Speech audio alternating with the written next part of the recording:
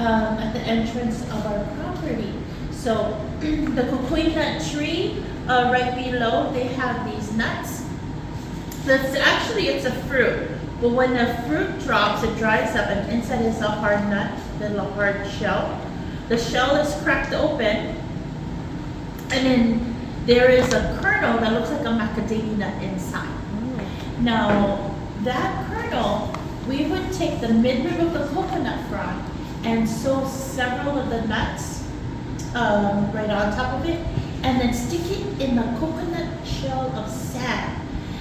The reason for that is that we use it as a candle.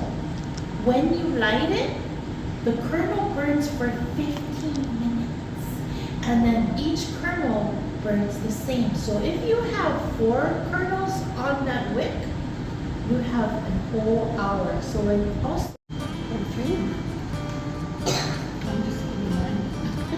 Now, if you put your hand right through it and there's an open spot, you will need more kukui nuts. And if that, the needle, it'll just slide right up.